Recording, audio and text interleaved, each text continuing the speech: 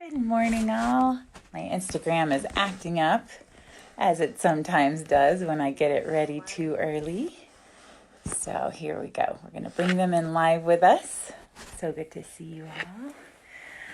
Good morning from the Rocky Mountains. Hashtag Be Home Together sessions. We've been doing this for over a month now at our same bat channel, same bat time. Doing this on Facebook and Instagram. And it's 9:30 a.m. Mountain Time, but it's so lovely to see you all. And I've been thinking so much about this time that we all are experiencing. Oh, two of my biggest fans, my fiance and my future mother-in-law. Hello, good morning. So nice to have you guys here.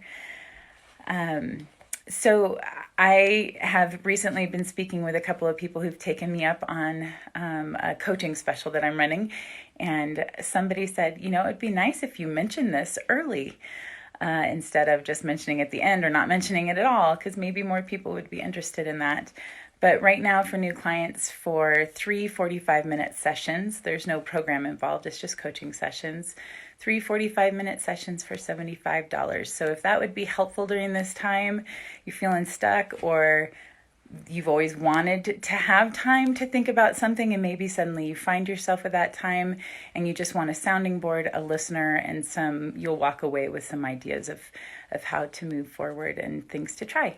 So if I can be helpful, reach out to me. Facebook, Instagram, email, my website, luminous-life.com.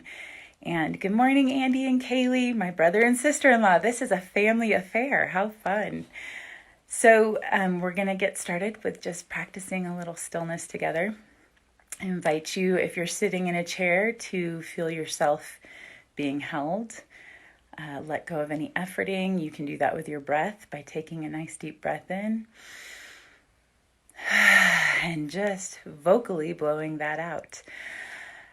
It tells your body to relax. So take a couple of those breaths, but let yourself feel held. If you're in a chair, let yourself feel cradled, relax, let go of the efforting, let go of the tension you might be feeling, any decisions hanging over your head or things that you're not looking forward to right now. You can put those down and just let yourself be held. If you're standing like I am, I love feeling the ground holding me, that I am supported. I don't have to carry myself. I don't have to constantly fight, with gravity. It naturally is holding me to the ground by my feet. So I invite you to do that. And we're going to go through the 3 things that we remember together each day. I invite you to close your eyes. If you want to, you can bring your hands to your heart if that helps you be a little kinder to yourself. I like to do that at the end of my practice, but I like to hang my hands by my side so I can just relax when I'm doing this. So go ahead and close your eyes. I belong here. I belong in this moment exactly as it is, exactly as I am, with a list of things I have before me, the challenges and lessons that are here for me, the healing that is here for me, the rest that is here for me. I belong here. I am ready. I'm ready for whatever faces me today, in the next hour. I'm ready for this week. I'm ready for what is mine. And I'm ready to hear if I need to change course. I am ready. I am not alone. I'm not alone because when I'm here with myself, I am listening. When I'm here practicing being at home in myself, I can hear the still small voice telling me that I am loved right now, that I do not have to do anything different in this moment to be worthy of that love. That is mine, that love that comes from the source that made me. Divine love is closer than my very breath. I am not alone.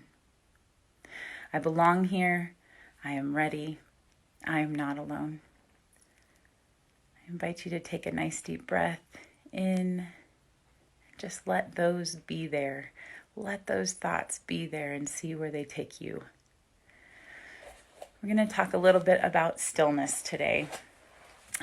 Today is the launch of Sue Monk Kidd's new book. I thought it was yesterday, but I found out it was today, so I had to wait another 24 hours. But she wrote one of my favorite books ever as far as my spiritual growth. It actually has become a journal.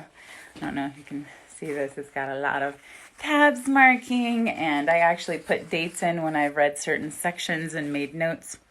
So I've been spending time with that just as we've been talking a lot about stillness and talking about the butterfly and being in the chrysalis, in the darkness, letting that change be a sacred space of transformation. Hi, Kathy. Hi, Patty. Thanks for joining us. So I'm just going to read this little segment from her book, When the Heart Waits.